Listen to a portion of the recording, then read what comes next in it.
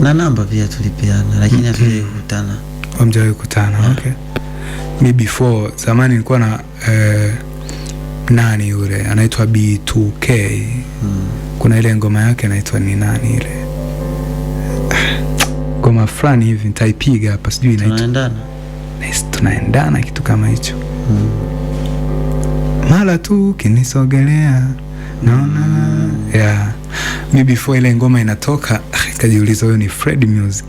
Nilijua ni Fred Music, baadaye uelewa, baada ya kuja kuelewa kumbe huyu ni tofauti. Nilikuwa nimewafananisha fulani. Kuna watu wengine wanakufananisha na B2K kwenye uimbaji? Mimi mara nyingi waga siwasikilizi watu. Labda nikikutana na comment za watu, wanasema, wengi wanasema naimba kama Rayvanny. Sura wananifananisha na watu wengine.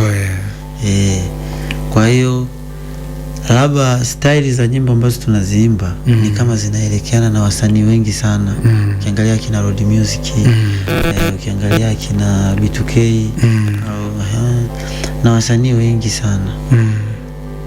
Kwa hiyo kufananishwa kupo, ila sipendi kufuatilia wananifananisha na nani na ni kwa sababu gani. Lakini sababu kubwa nahisi labda ni kwa sababu ya style ambayo nafanya muziki. Wale wanaonifananisha nao wanafanya style ya muziki wanaoipenda wao. Kwa hiyo na mimi nimefanya style hiyo, ndio maana nimefananishwa nao.